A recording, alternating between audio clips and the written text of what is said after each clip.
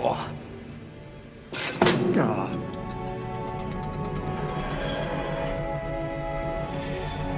It all just disappears, doesn't it? Everything you are gone in a moment, like breath on a mirror.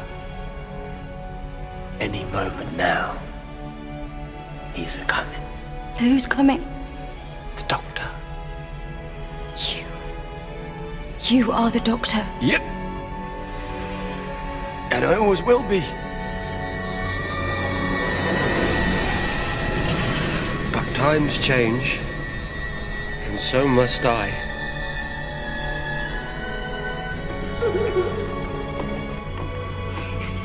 Amelia. Who's Amelia? The first face this face saw.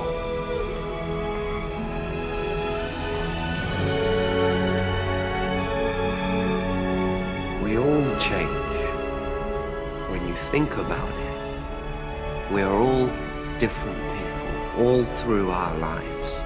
And that's okay, that's good, you've got to keep moving so long as you remember all the people that you used to be. I will not forget one line of this. Not one day. I swear. I will always remember when the Doctor was me.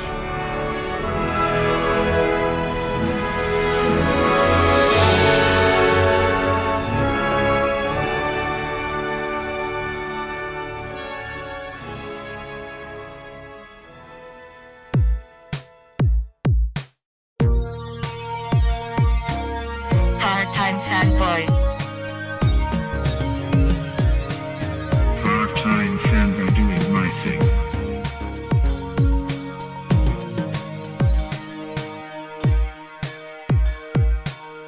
Oh yeah, doing part-time. Oh yeah, doing part-time. Oh yeah, doing part-time. Oh yeah, doing part-time. PartTimeFanboy.com. Okay, so this is the first episode of Part-Time Fanboy for 2014. Yes. And we are here. I'm here with Paul Edwards and Barry Negrin. Negrin, correct? Yes, that's I got it correct. right. Yeah, awesome. First time out of the bat. And my name is Kristian Horn. And, you know, what else is there to talk about besides the Doctor Who Christmas episode right now? Oh, God. There's nothing to talk about besides the Doctor Who Christmas episode. There's absolutely nothing to talk about. So I guess who wants to start off? I mean, Barry is our guest, so maybe we can and he's the Doctor Who expert, like, as far as, I mean, Paul, how long have you watched Doctor Who? It's a lot of pressure. How long have I watched Doctor Who? You know, I caught a few episodes back on PBS, you know, back in the 80s. But I really I jumped back on board when, you know, Eccleston started. Sure, but you're not like Barry, like you weren't like watching them, like tracking episodes down and stuff like that. No, it was awfully hard to come by in Hawaii. But you know, I was aware of it. I, you know, had seen a few episodes of it. I had seen, I think my first exposure was probably the Peter Cushing movie. Oh, really? Wow. Yeah, and because that was shown, you know, that was shown on one of the local television stations. So that was probably my first exposure. I probably would have been like maybe 9 or 10 when I saw that. It's amazing you ever came back. Yeah, but well, you know, I was significantly less choosy when I was that age. That's good. But you know, definitely I'd say it was the reboot, the Eccleston era that brought me, you know, definitely on board with the whole Doctor Who thing. Yeah, yeah. I mean, the Peter Cushing, that's not even considered canon anymore, is it? Like, No. Yeah. I don't think it ever was. Yeah. I think that they chose him because he resembled William Hartnell. So he was supposed to be like the movie version of the first Doctor. Oh, interesting. Yeah, I've there's a documentary on Netflix. I think it's called like Daleks or something like that. And it talks about that particular movie, and that's kind of all it talks about. And I remember I started watching it once, and it was not very well made, and I didn't stick with it. I was like, oh, this doesn't seem like something that I'm going to be interested in. So, especially since it wasn't canon. But so Barry, you being the diehard here, why don't you start? What were your expectations going in, especially after Day of the Doctor, and how did you feel about the whole thing? Well, just to roll back a little bit. Sure. Day of the Doctor was I really impressed me. Yeah. I was so blown away at the quality of that show. So I wasn't. If anything, I was sort of anticipating a letdown for the Christmas episode. I never was a big fan of any of the Christmas episodes because there never were, in the classic Doctor Who, there were never any Christmas episodes to begin with. Oh, so they never did that? No, that's really a modern invention. And they always seemed a little pointless to me anyway. I mean, here you have this, the alien. What does he have to do with Christmas? It's true. I mean, I understand that, Britain, they're kind of into Christmas. Yeah. But I never observed it myself. That was always, Chinese food in a movie. So that, it never really resonated with me to begin with. Yeah. But every so often the Christmas episodes were not terrible. Like the Next Doctor was a great one. I thought that was a nice one. But generally I always considered those to be separate from the general storyline. They never were really. Those were generally one-offs too. The one where he was on the Titanic and he was with Kylie Minogue. That didn't, That's right. I mean, it's that sort of just that little summary indicates the level of ludicrousness generally associated with a Christmas episode. Yeah. Wait, Ludacris is in this episode too? Maybe a little bit. No rappers yet. I haven't seen any rappers really show up in Doctor Who. I don't know why. I think he was actually inside the wooden Cyberman. The wooden Cyberman. Well, the first Christmas episode they ever did was the Tennant one, right? The Christmas Invasion. Yeah, that was the very first one they ever did, right? Yes, and that was okay. That also, but these never really delved into much of the continuity of the show. Sure. And here, this one comes along and knocks off probably every single loose end that's been flapping around in the breeze for the past 3 or 4 seasons. Yeah. In the span of about 30 seconds. Yeah. They jam it all in. And in the classic Doctor Who, and now again, look, I get it. It's the 21st century. I should just get over the fact that they're not going to be 6 to 8 part episodes, each 25 minutes long. Yeah. That they're 45 minutes. There may be 1 or 2 of them together. Yeah. But the very fact that they took what should have been 6 hours of television and jammed it into an hour is like offensive to me.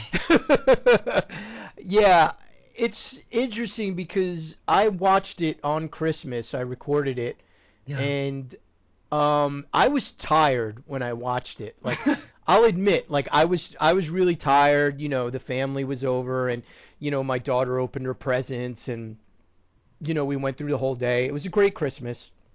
But by the time I got a chance to sit down, and everyone had kind of left and kind of enjoy the Christmas that we had, I was wiped out. So when I saw it, I hated it.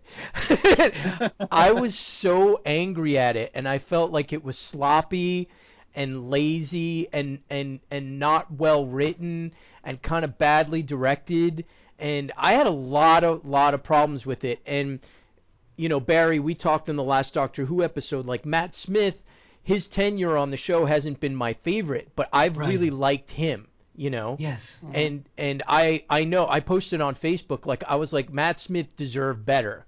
Like, and I felt like I still do, but I rewatched it this afternoon, and with a kind of like, not so tired and, just like giving it a second go, a second chance. And I liked it a bit more than when I initially loathed it on Christmas Day. So you liked it a bit more than actively hating it. Okay. Yeah. No, I mean, here's the thing is, I'm not like Barry. I'm not, I haven't been watching it since the 70s or whatever. You're much less grumpy. No, I'm plenty grumpy. Barry, you haven't gotten to know me yet. I'm plenty grumpy, and I can get ticked off at stuff. If you want to talk about Man of Steel for 2 hours, I can do that. But I just feel like there were the little bit at the end. Like, I got choked up when he's like, I'm going to remember this. I'll never forget, like, this moment. I'll be, I guess I do tend to lean towards the sentimental side. And there were neat little bits in the beginning and neat little bits in the end that I enjoyed. And I guess that Doctor Who has been so nonsensical in certain eras or certain episodes that I was like, okay, like this time around. You know what I mean? What did you think, Paul? I saw it a couple of days after it aired. We don't have BBC America here anymore at the house with our cable package. Yeah. So my in-laws had DVR'd it for us, so we went over and watched it in the afternoon. It was nice. I didn't hate it as much as you did, but it didn't really grab me as much as the saying goodbye to David Tennant did, or even Eccleston. I mean, that was like that was a fabulous send off that he got, and this one just didn't feel. Again, you were talking about Matt Smith being quite a good doctor. I agree. It's sort of not the send off that he deserved, but in a way, maybe that sort of works for him because he never really quite got the episodes that he deserved. Yeah. I think in quite a few episodes, he definitely sort of elevated the material and even rose above it at times, and I feel like this was a lot like that. So in a way, he went out the way that he sort of came in. Yeah. It's funny, Barry, because I completely agree with you. While I was watching it, I really felt like this could have been a whole season. Like, this one episode could have been at least 6 episodes. You know what I mean? And it kind of annoyed me that the Doctor would the town of Christmas, give me a break. Like that.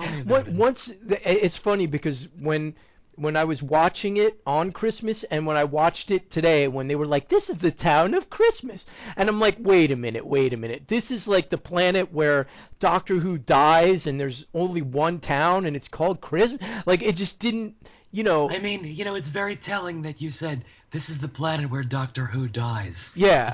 Exactly. Yeah. Mm-hmm. Yeah, I mean, translore, right? So this is, but I don't understand what translore is. Is it just a whole planet where just one town exists? And well, they did say that it was a human colony. It was a farming colony, but there were so many just plot gaps. Yeah. That for example, when Handles, the cyber head. Yeah. Which, by the way, to me, was such a pale ripoff of K9. I mean, I was glad. I liked the Handles character. I didn't have a problem with it. Sure. Because I loved K9. But I actually am just now reading a novel that's a Fourth Doctor novelization. Oh, Barry, we got the right guy. Yes. But actually, it's funny because my daughter bought it at Barnes and Noble. I said, I got to read it when you're finished. So I'm about 2/3 through that, and K9 is in that. I'm like loving, the being back with Romana and K9. Yeah. So when I was watching the Handles, especially when he would say affirmative, which is a typical Cyberman thing to say, that's a very classic K9 statement, and a lot of the things that he was saying were very canine-esque. Gotcha. But be that aside, but when Handel said, warning, when I translate this, it's going to be broadcast to everybody. Why? Why did it have to be broadcast? You don't have to. Just shush. Just say it. I tell you what. Just write it down. Just put it. Why does it have to be? I mean, how is it possible that every ship surrounding the planet is going to hear what he's saying in that room? Yeah. Stupid plot contrivance number 12. But isn't Doctor Who full of that stuff? I mean, just like comic books. I mean, really? I think, it sort of goes along with it, right? Yeah, but there was some, that's one example, Yeah. Another one. Why would the Time War begin anew, just because the Time Lords are coming back? So if the Time Lords are not present, but the Daleks are present, wouldn't they be running rampant all over the universe, destroying everything in sight, but for the Time Lords keeping them in check? Wouldn't you want the Time Lords to come back? They're generally considered the good guys. Now, we did see that a lot of people had some problems with the Time Lords in the Night of the Doctor when we met that woman who was aghast when she found out that the Paul McGann Doctor was a Time Lord. Yeah. But even still, generally they were on the side against the Daleks. So I would figure you would want them to come back.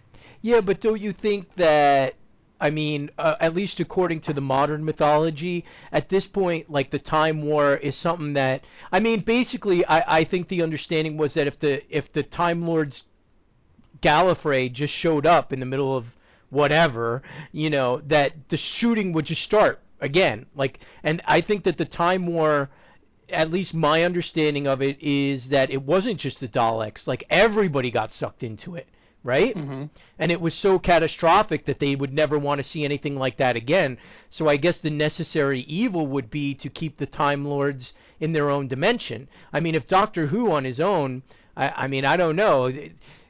I understand what you're saying, because part of the problem that I had with the episode was that there's this 300,000-year battle on Transalore in the town of Christmas. And what are these villagers using to fight against the Daleks and anybody else who shows up? Is it just Doctor Who? It's also, remember, the snowballs. It's Christmas. Well, it's also right. Yeah. Remember, the Church of the Papal Mainframe was protected, was providing some sort of protection. Yeah. But I mean, but there's a scene towards the end where Doctor Who is sitting and he's whittling, and Clara shows up, and then the kid comes running in, and it's Doctor, almost from Superman 2 or something. It's Doctor, the Daleks have come, they're here, and it's just it seemed to me like the villagers were doing some of the fighting too, but I never saw them carry weapons before that. I don't know. It just seemed like this weird thing that Doctor Who would be stuck first for 300 years, and then for God knows how much longer after Clara disappeared the second time. It just seemed like too much to stick into one episode, And also, why wouldn't, after 300 plus years, why wouldn't this town, progress at all? I mean, yes, there was sort of prohibitions against introducing alien technology. Yeah. But, we're generally a sort of inventive bunch. After 300 years, maybe they would come up with, I don't know, better clothes or something, just anything. Yeah. Why would they be stuck in this sort of 19th century Hamlet? Yeah. It's funny because unlike you, and I don't know about you, Paul, after Day of the Doctor, my expectations were high. I guess I was a little bit too much of an optimist, thinking that they could keep going, or at least keep that level of, of excellence up. You know what I'm saying? I mean, obviously with the 50th anniversary episode, you're not gonna, you've got special things that you've kind of got to sort of play to. You've got David Tennant, and you've got to play callbacks to some of the other older Doctors, but I just think that this one, I don't know. I really think they could have kept some of the plot threads going with Capaldi, and then and just ended Matt Smith's tenure on it, with some plot threads hanging. Yeah.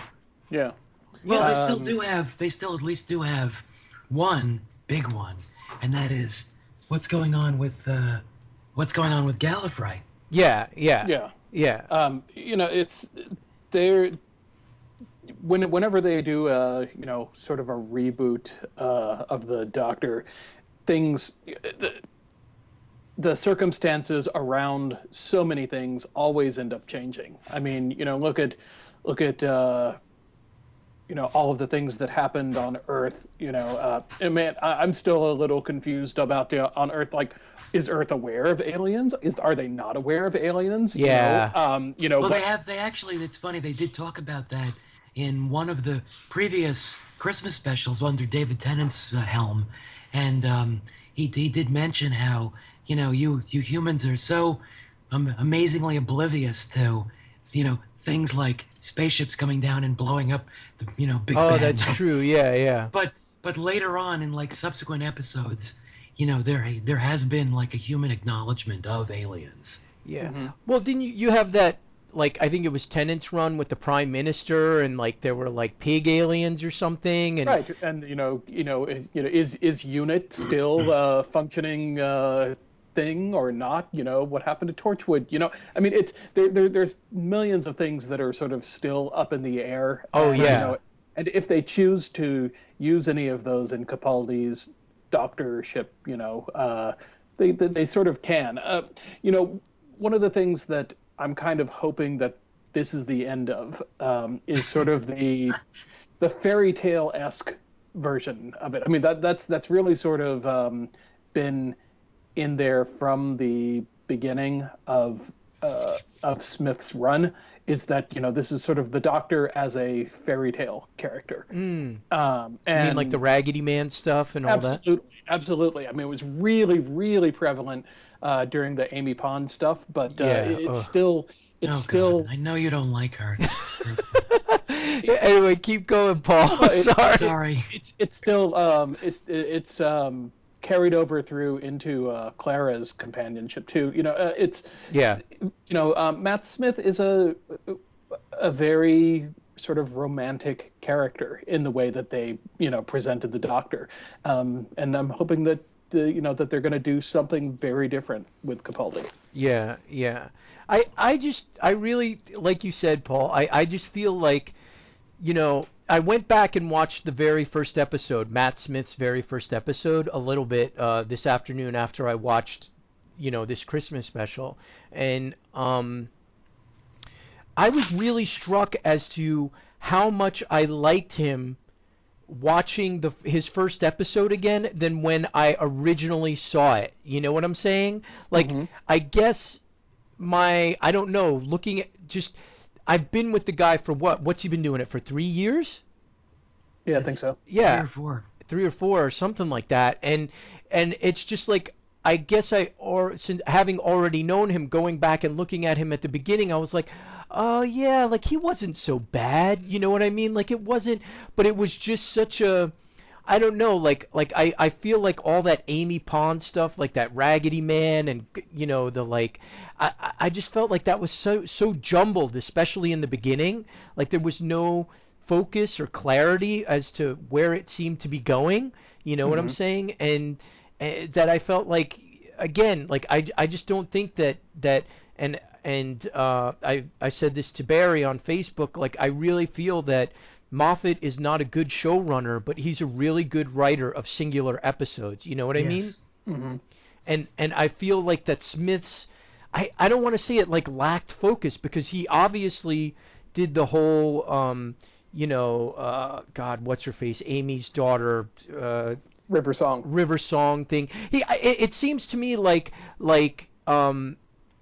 Moffat got in there for the most part what he wanted to get in there, and changed the mythology the way he wanted to go. But it seems like he had a rougher time of it than Russell T Davies did. Does that make any sense? Yeah, I think so. It just it did lack, a little bit of focus. And one of the other things that I guess I should point out, I think about Matt Smith, is that during his doctorship, the viewership for that show exploded. I mean, it became very popular. Yeah. I mean, it had been, popularity had been building throughout all of David Tennant's, run, but like really, the Matt Smith years are where they've reached their like sort of highest level of popularity. Yeah. I've seen a lot of cultural penetration of Doctor Who that I am shocked about. Yeah, sure. I'm blown away. Like my my two little kids were watching some cartoon, and my eldest and I were in the room not paying attention, but one of the characters was just sort of rambling a long string of relatively nonsensical things, and mixed in there he did say wibbly wobbly timey wimey, and both of us looked up like, what? There's even even on My Little Pony there's a character named Dr. Hooves. Really? Yes. Oh, wow.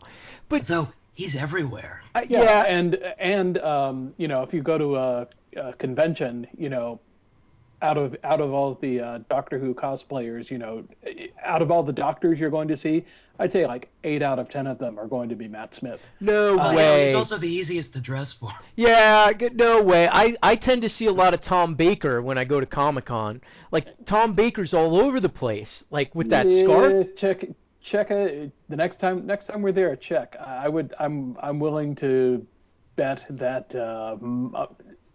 Certainly, I think the last time I was there, I saw more Matt Smith Doctor than anything else. And I did see quite a few of the David Tennant version, but but I really only saw a few of the Bakers.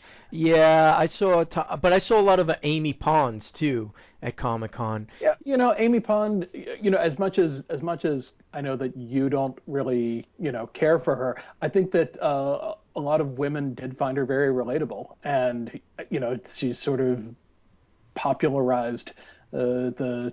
helped popularize that show too. Yeah, but see, here's the thing is that, and we've talked about this before, is I really feel that Matt Smith, like, he was riding the wave that Tennant started, and the wave was cresting, and I really feel like if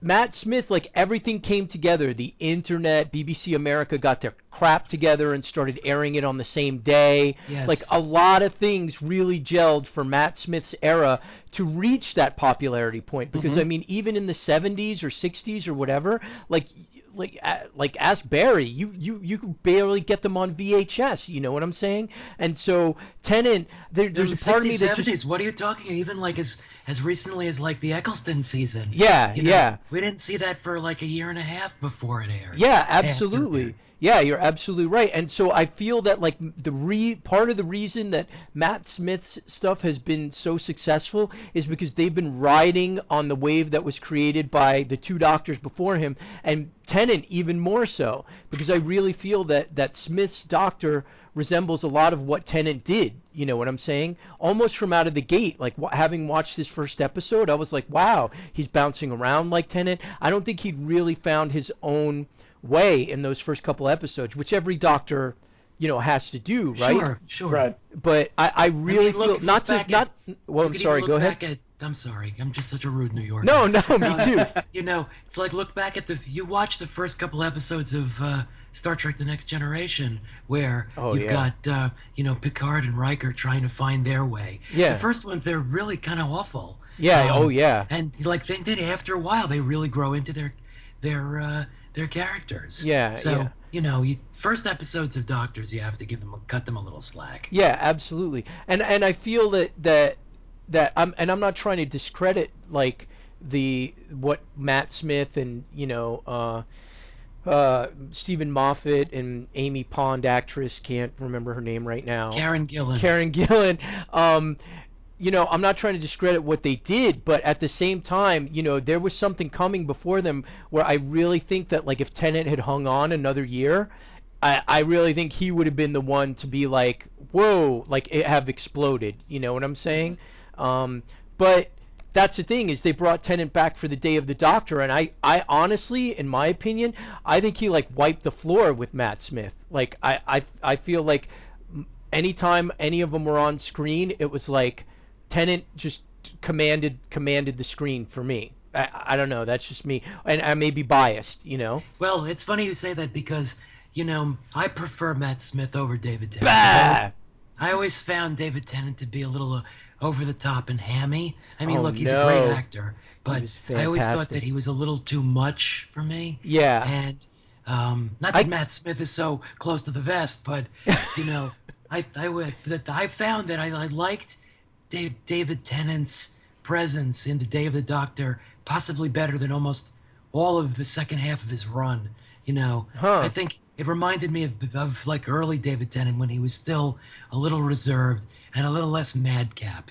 Oh, see, that's what, and it's interesting, but I feel that you and I are coming from different places because where Eccleston played the Doctor very dark and almost angry, like I was, but not too angry, not like Batman: The Dark Knight Returns angry. You know what I'm saying?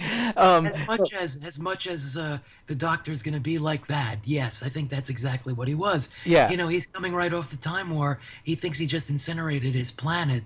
He's not in a good place. Yeah. I always thought of Eccleston's run as very sort of Warren Ellis-ish in its sort of approach to everything. Even the way like they sort of broke in and they would just sort of throw out these crazy random, references of, by Article 13 of the Shadow Proclamation, things like that.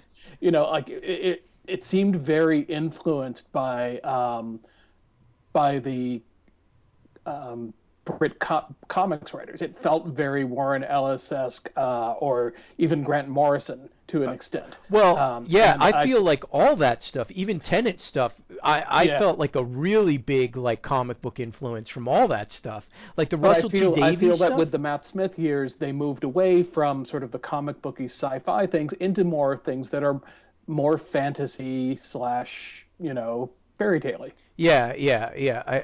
I would kind of agree with you on that. I can see where there's like a tonal shift between the two that maybe I didn't even realize was happening, and maybe I just liked the tone of Eccleston, and because honestly, like not Tennant's last season, like the 4 specials one, but the one before that finale was to me with like Torchwood and his old companion, who I'm forgetting right now. I can't believe Sarah. Yeah, Sarah Jane. Yeah. And just like everyone coming in, the Daleks and everyone. It's like it's this huge giant crossover that you could only imagine like in a comic book, or that had ever really been done in a comic book, right? So right. Well, after actually, that, but that's like a classic, even classic Doctor Who did that with the multi-Doctor specials. The 20th anniversary was called the 5 Doctors. Yeah. Where they brought in some of the old guys. And Yeah. they had a lot of the old companions. And they had the Master in there. And in fact, actually, even in this episode, The Time of the Doctor, they made a reference to the 5 Doctors that was very subtle that I didn't even catch until the second time I watched it, where he whips out of his pocket the seal of Rassilon from the High Council. He said he nicked it off the Master in the Death Zone. That was from the 5 Doctors. Oh, really? Yeah. He mentioned the Master, and I caught that he said something about the Master. Is that when he took that little thing and put it on the Cyberman's head? Yes. Yeah, and I caught that but I was like, I don't understand what he's referencing. Yeah, that was a classic. That was from the 1983 20th anniversary special. Is it any good? Can I track it down? Yeah, it's definitely available. It's worth watching. Sadly, the only Doctor, Hartnell was not available because he was dead. Yeah. Tom Baker was in some other project, so he's not actually in it. So that's a big shame. So truly, I mean, they got another actor to play the first Doctor. So they really had 4 out of the 5, but even though they call it the 5 Doctors, that's a great special. That was a great special. I'm going to have to check it out. Its special effects are a little weak, but obviously. Sure. Yeah, BBC 80s special effects have a lot to live up to. Right. I've seen some of those older episodes. So, I mean, let's talk a little bit, because we always get sidetracked and stuff like this, but I mean, let's talk a little bit about the actual episode itself. I mean, like the opening, I definitely felt like we were a little bit I was a little bit worried once you got into the whole Clara calling him "I need a boyfriend" sitcom Oh God. sort of thing. I mean, I thought it was kind of cute, but I was a little bit like, isn't this like for like two guys, a girl, and whatever, like, or like Three's Company or something? Like, it just seemed like it kind of threw me off. It's British, so I guess it would be from coupling. Yeah. Right. Yeah, that was a that was a little silly. I mean, it's really interesting because I mean, come on, after you've already given Clara one of the like best companion entrances in ages when she rode the motorcycle into the TARDIS, Oh yeah, yeah. For them to come back with like that silly thing, yeah, it's a little anticlimactic there, because I really feel like they just haven't, the same way that you were talking about with Smith maybe not being able to go as far as he could have. I feel the same way about her as a companion. I feel like she's capable of a lot more. Me Yeah, too. I mean, I think the writing for her has been basically terrible. It has. And it's a shame because she's quite adorable, and I think she's capable. I mean, there have been other shows that she's been on that I'm not really familiar with, but she's gotten a lot of good, press and accolades from her previous work. So I don't think that would just be because she's cute.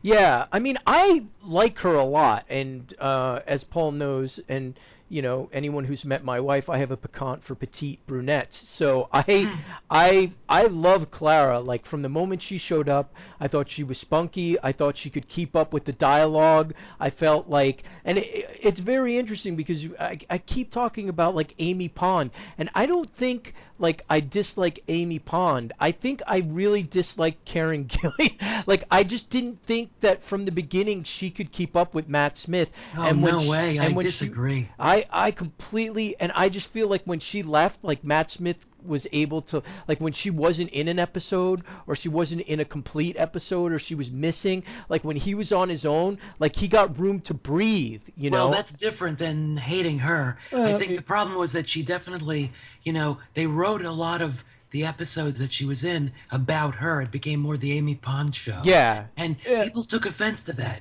And Yeah. I think also too that they really, were sort of pushing the like romantic triangle thing. Yeah. Like the, oh, is she going to pick the Doctor or Roy? I mean, like that's not necessarily what I'm watching Doctor Who for. I'm not really in it for the soap opera. Yeah. No, it was a distraction. And and they were sort of trying to do that, I think, a little bit with Clara at the beginning of the, at the beginning of her run. And I'm just, again, sort of like the fantasy thing. It's like, I just sort of hope that they've got that out of their system now. It's like they've done it.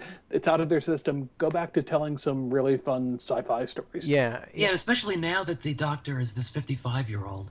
I think that's, maybe it'll put them back in the more conventional role that he's sort of like a paternalistic figure. Now Yeah. that he's, of course, like 1,700 years old, he should be anyway. Well, how old is he now? Because I mean, that's the thing. Is like, and that was all this speculation on the internet. Like, how old is he now? How many years has he? I mean, according to like, It's timey-wimey. according to internet nerds, it seems like he spent the most time as Matt Smith than any of the other iterations of the Doctor. Barry, do you think that that's true, or? I mean, it's really hard to say because we don't know how old he was when. Well, I mean, I haven't watched a lot of the Hartnell episodes, but I think he was already a couple hundred years old when he was Hartnell. Yeah. And at one point, I think during one of the, I think it was during Troughton. At one point, he said he was in his 400s. Oh. So he's already spent a couple hundred years in the other bodies, and I do know for certain that in his when he was Tom Baker, he was in his 700s. So he put some mileage on some of those bodies. Yeah, yeah. But it seems like Matt Smith has been like he'll disappear for a while and been like, I was gone for 200 years or whatever, and then he comes back, right? And it's like, what? Like, The good news, that's good news for the people who produce the radio adventures. yeah, I guess so, or the novels or whatever. Right. Yeah, yeah. Or the comic books too. I mean, it's interesting because, yeah, like I was saying about the beginning of that episode, like whenever they start going with the silly stuff and trying to make it seem chaotic, like the nudity circuits and all. Oh, I that. hated that. That was so stupid. It's just dumb. It's just like, what are you guys doing? And I don't know. Like it's interesting to me that they also nailed down his regenerations. That they made the David Tennant like hand regeneration like legit. Like, did you feel one way or the other about that, guys? No, not really. Well, as far as the ludicrous aspects of the plot, I'm weighing in heavily against that. I thought even like when he took his hair off and he was bald. Oh, I thought yeah. that was stupid. I mean, yes, he had to cut his hair for a movie role, but Yeah. even still, it was a dumb plot contrivance so that he could hide the second TARDIS key in his wig. Yeah. Okay, stupid. But Yeah.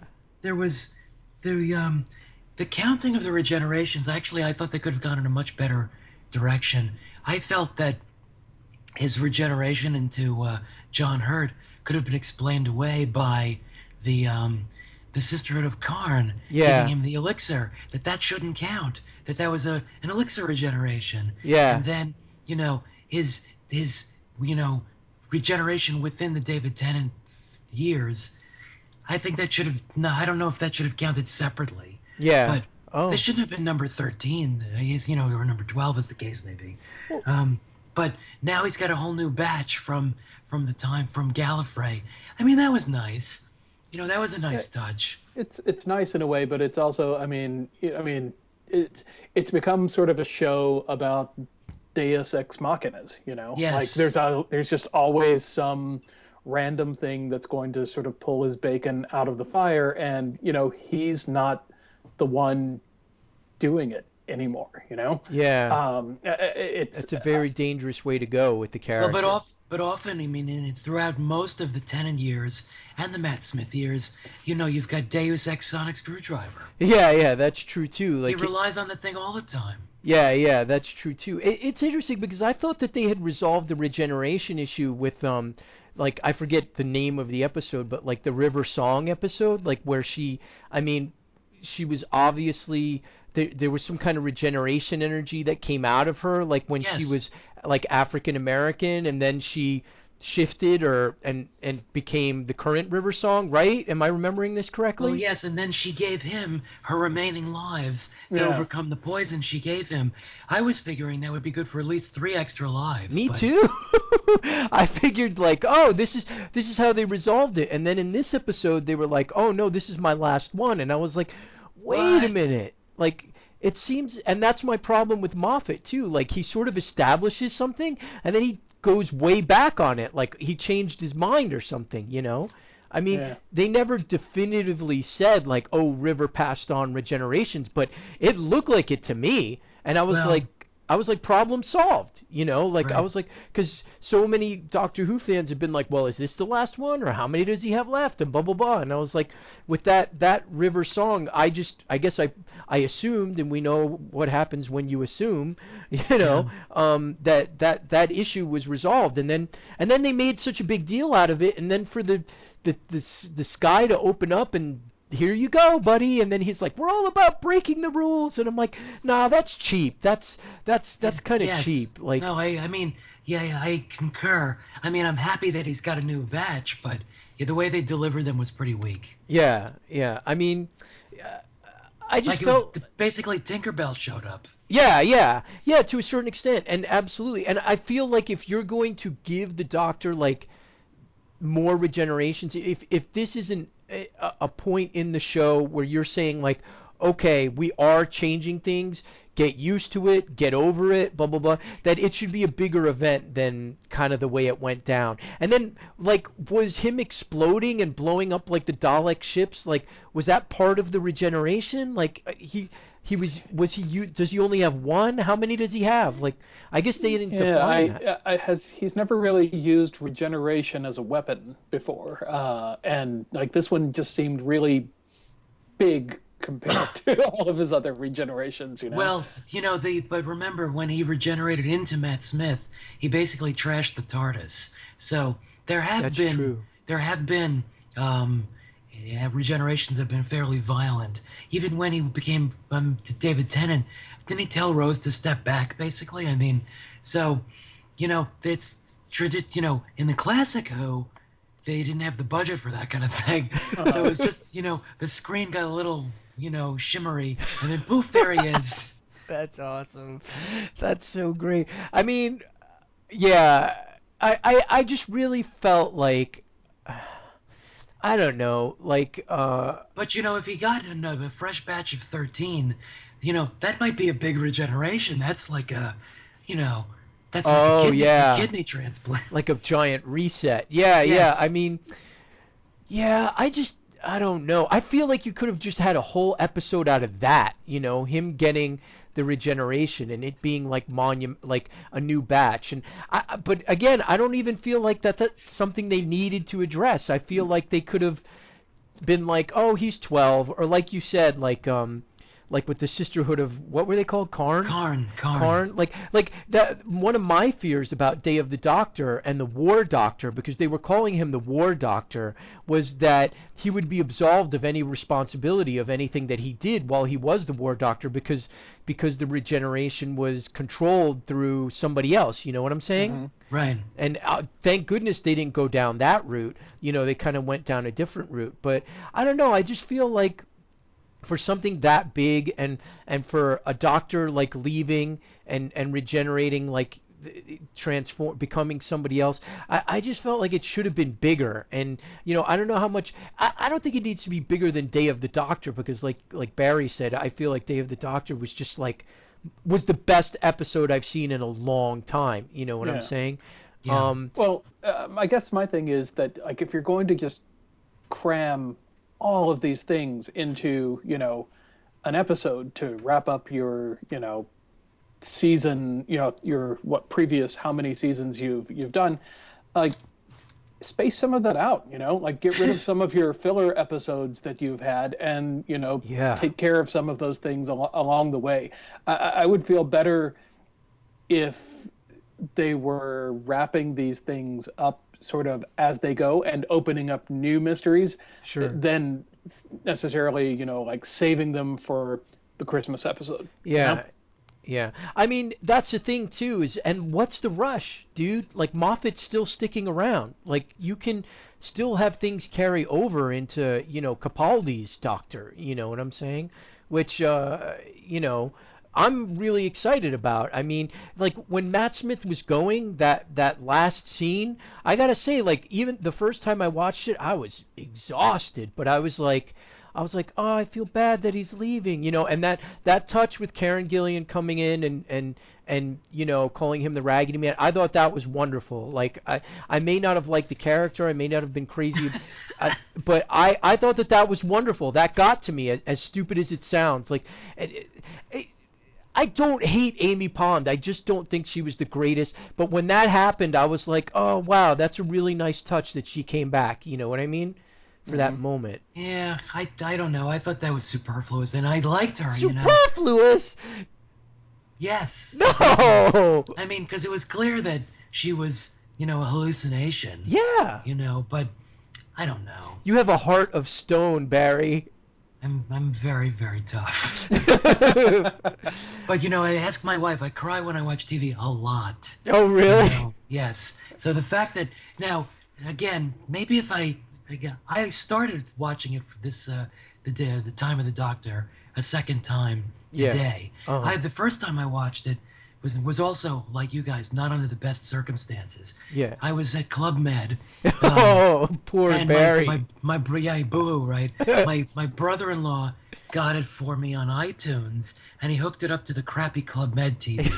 And I don't know if it's the fact that it was the iTunes mix, or the TV, or what, but the sound was so terrible on it that I could barely hear any of the actors over the music and the explosions. That's And so, I've had that problem a lot.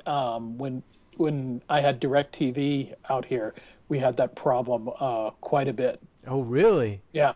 But since I don't know what it was, but that's interesting that somebody else has had that issue with Doctor Who. So what I've done is like I said to him, David, could you put closed captioning on? And my wife's looking at me like, dude, you have to get your ears checked. This is really bad. Like I can hear perfectly, but all I'm hearing is music.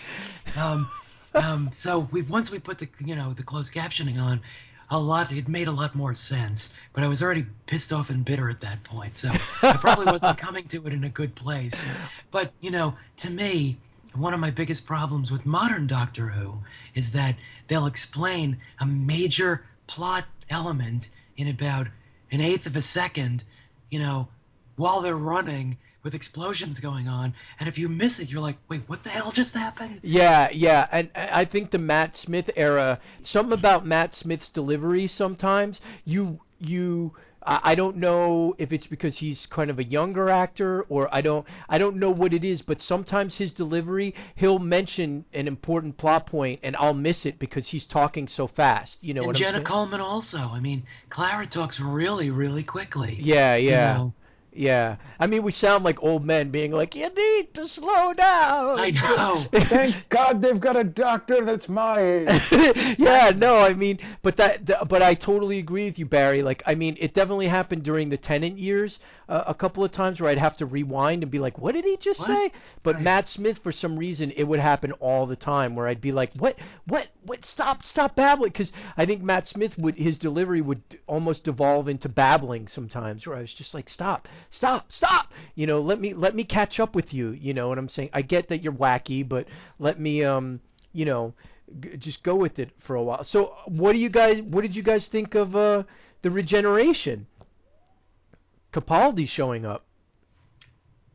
I'm happy. I mean, it was not enough. Like it's one of those moments where I just was like, okay, I want to see more of this guy right now. Yeah. So I'm gonna have to wait a year until I can. Was the age shift for you guys shocking? Like when he just like morphed immediately, and he was like bug-eyed and like gray hair, and I was like, whoa! I was definitely taken aback a little bit. Did you guys feel any of that?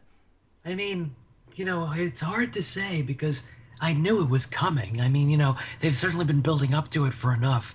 They had a whole half-hour live special on BBC about let's meet the new Doctor. So, it wasn't like I didn't see it coming. Actually, his bug eyes sort of like took me a little bit aback because that was very Tom Baker-esque.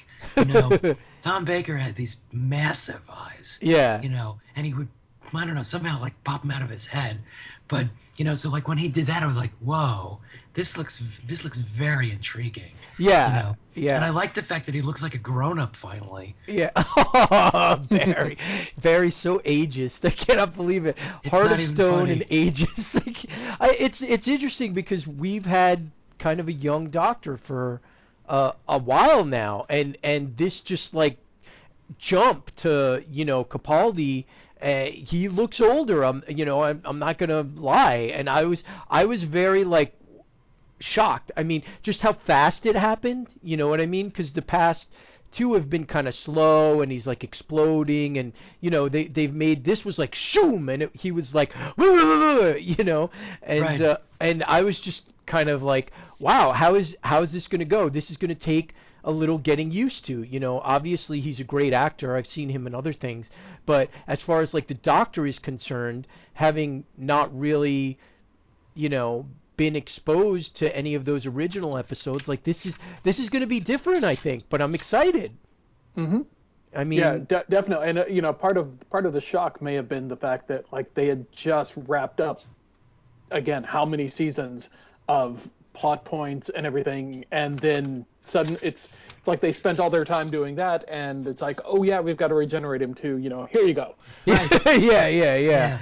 Yeah. I mean, I really like the moments the moment that they took with Matt Smith, giving him his time to sort of say how he felt about his time on the show. But that's what I was saying. I actually had meant to croak that out before, was that, through my first watching of the show, by the time I saw Amy Poncho, I was like, really? Seriously? No. I suspect that on further, on subsequent viewings, I might be a little bit more kind-hearted to it. That's funny. I think that I just definitely drift towards sentimentality a lot more than your regular viewer. I definitely get like choked up with things, and I cry in movies, and I'm a big wuss sometimes. But I'm excited. But I will say something interesting is like Paul and we have a friend, and she said that she's not a Doctor Who fan, but she watches the Christmas specials with her son,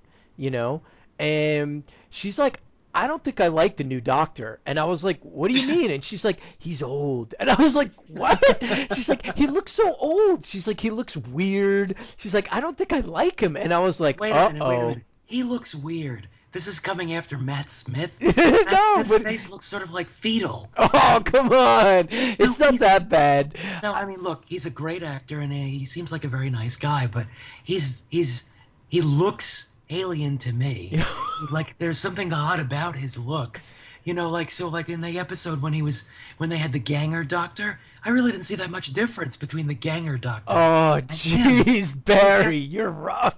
I will admit that when Matt Smith showed up, I thought he was a little strange looking, but I think it was due to photographs that I saw of him, like not, you know, dressed nicely or hair coiffed as the Doctor. And I think as the time went on, I mean, yeah, he's kind of got like an odd sort of face. I called it Frankensteinish when I first saw his jaw. I was like, totally. Whoa. I was like, what just happened? But I mean, you know, I mean, whatever, we're older, but she was like, you know, the again, the bug eyes and the sort of like, and the gray hair. And I wonder how much of an issue this is going to be. I'm wondering if the popularity is going to be sort of on a downslope now. Me too. I'm worrying about that as well, because you know, you know, the thing is it's really funny. I'd be even more excited if Moffat were leaving too. I really think that Moffat needs to leave and focus on the other things that he wants to focus on, because it seems like his attention is split between like Sherlock and whatever screenplays he's writing, and you know, there were rumors that he might be working on the Star Wars scripts or something. You know what I'm saying? It's like and that's great. He's talented if he wants to do that, but it just seems like, okay, clear the deck for somebody that may really want to do the job, you know what I'm saying, or can focus on it. I'd be much more excited and worried too if Moffat was leaving, because I think Moffat's done some good stuff, but I also think that, like, you know, new Doctor, new showrunner, that would be great, you know? Yeah, well, you know, you can't get everything you want. It's true. I you can't have everything. Well, yeah, any other final thoughts about this particular episode, or just like Doctor Who in general? Well, it's funny that you say that you wonder about the future of the show, because there are so many of the fangirls, that apparently includes you, Kristian, who are so in love with David Tennant and like the youthfulness of the Doctor, that I wonder if that whole subset of the Whovian fandom will be turned off by this, you know, distinguished gentleman. Yeah. Well, I also think that women are different than us. Like, it's superficial to say, like, I mean, maybe there will be a certain segment of the fan base, but I mean, the guy's got charisma coming out, you know, out of every pore. I mean, I've seen him in other stuff, and he's got an intensity that, you know, maybe it won't. I mean, and we could also, I mean, it could just be that the Matt Smith years, you know, in the U.S., the popularity blew up. You know, again, he was riding the wave, and, you know, maybe this is like, these are the America years, and then the popularity wanes a little bit, and it still remains popular in England or overseas. I mean, just because we don't get it doesn't mean that, you know, obviously the show is not going to go away or anything like that, right? Right. And, you know, look, it went away before. It can go away again. Oh, God, I hope not. I mean, for all my bitching and complaining, I love the show. I'm still watching it. You know, with the Tennant years and the Eccleston years, like, especially like, well, the the Eccleston year was only 13 episodes, but like the Tennant, like whenever the new season was coming, or I found out that the new season was coming, I was like a little kid going to the comic book store, and that's how I felt about Day of the Doctor, you know. And it still gets me. The season premieres still get me excited. I mean, even though Matt Smith isn't my favorite, there is still that little kid like quality that I get. Like I'm like, ooh, I'm rubbing my hands together. I'm like, Doctor Who's coming. There's not another show really on TV like that for me, and I don't know why. It's so weird. It's a bit of an event, you know, too, when I watch it too, but especially, you know, since it's something that I actually sort of have to seek out now, you know. It's not just going to pop up on the DVR. You know, again, I'm just hoping that there's going to be a little bit of a return to the science fiction, you know, episodes. You know, I want to see a little more sci-fi, a little less fantasy, and I feel like maybe this will be a good thing for Moffat too. You know, I mean, he's definitely a guy who is energized by working with great actors. Yeah. You know, you see that, you definitely see that on Sherlock. You see it here, and now that he has, you know, someone new to sort of inspire him, I'm hoping that, you know, that this is going to be a bit of a creative renewal for him. Yeah. I mean, I think that there's a lot of potential here. You know, obviously, I mean, I would imagine that they may get rid of the, you know, the romantic, you know, sort of googly-eyed companion now. Maybe she'll be a bit more his equal, unless they kind of like delve into like a May-December romance or something. Oh, God, no.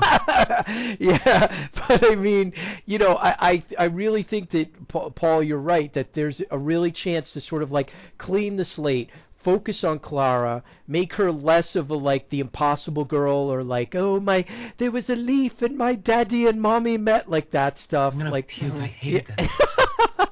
And so, you know, I'm looking forward to it. I think that, you know, maybe these will be, you know, for lack of a better term, you know, a more mature Doctor Who series coming down the line. So yeah, I'm excited. I mean, I get excited for the whole thing. I mean, the Day of the Doctor really showed me that like this could still be the show that I loved. So I guess I just wait for those big episodes, and even the small episodes I'm like, you know, this reminds me of the old Star Trek or something, you know. Right. So I don't know, but Barry, will you join us for the Capaldi episode? Definitely. Cool. Well, this has been the first episode of 2014 of Part-Time Fanboy. Thank you for joining me, Paul Edwards and Barry Negrin. Thank you. You know, if there's any other big Doctor Who happenings, or Barry, you know what I was thinking, maybe we could do a podcast every once in a while where we watch like an old series separately, and we could just talk about that every once in a while. Would you be down for that? I'm down like a clown. What about you, Paul? Yeah, I'd love to watch a old episode.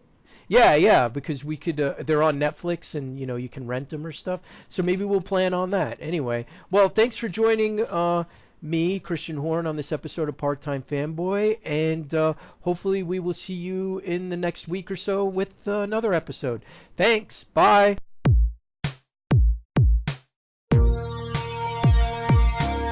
Part-Time Fanboy. Part-Time Fanboy doing my thing.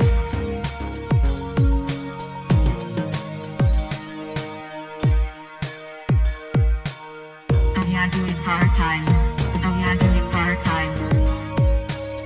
Oh yeah, doing part-time. Oh yeah, doing part-time. Part-Time Fanboy.